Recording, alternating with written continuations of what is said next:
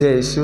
आज मैं आप लोगों के सामने मत्ती रचित सुसमाचार पढ़ने जा रहा हूँ। इसमें आदर्श प्रार्थना के विषय में बतलाया गया है। यहाँ हमें किस प्रकार से प्रार्थना करना चाहिए। हमारा स्वर्गीय पिता हमारे बारे में सब कुछ जानता है, वह हमारे मांगने से पहले ही सब कुछ दे देता है। इसके विषय में बतलाया गया है। तो हमें प्रार्थना करना किस प्रकार से चाहिए उसे हमें यहाँ पर इस वचन में हमें बतलाया गया है। मत्ती रचित सुसमाचार अध्याय 6 पद संख्या 7 से इसमें आदर्श प्रार्थना बोल के लिखा गया है। तो आइए हम इन वचनों को सुनते हैं। प्रार्थना करते समय गैर यहूदियों की तरह रट नहीं लगाओ। वे समझते हैं कि लंबी लंबी प्रार्थनाएं करने से हमारी सुनवाई होती है।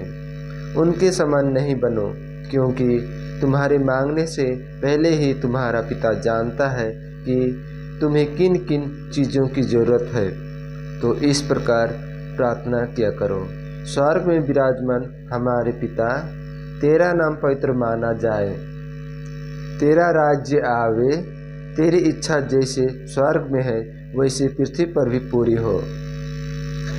आज हमारा प्रतिदिन का आहार हमें दे, हमारे अपराध क्षमा कर जैसे अब हमने भी अपने अपराधियों को क्षमा किया है, और हमें परीक्षा में न डाल बल्कि बुराई से हमें बचा।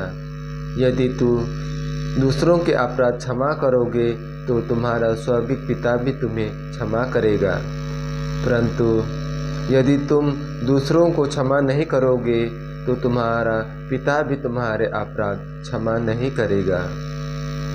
इस प्रकार हम वचनों में सुन रहे हैं कि हमें लंबी गैर यहूदियों की तरह लंबी लंबी प्रार्थनाएं नहीं करनी चाहिए और रट लगाकर प्रार्थना नहीं करनी चाहिए, क्योंकि हमारे मांगने से पहले ही हमारा स्वर्गीय पिता जानता है कि हमें किन किन चीज़ों से की जो आवश्यकता है। इसीलिए हमें प्रभु यीशु यहाँ पर प्रार्थना करने के विषय में सिखलाया है, और अंत में और हमारे अपराधों को क्षमा के विषय में बतलाया है कि जिससे हम भी हमारे अपराधियों को जो हमसे भूल त्रुटि करते हैं, जो हमें दुख पहुंचाते हैं, उन्हें हम क्षमा नहीं कर पाते, उन्हें क्षमा करने के लिए कहते हैं। तो अगर हम दूसरों को क्षमा करेंगे तो हमारा स्वर्गीय पिता भी क्षमा करेगा।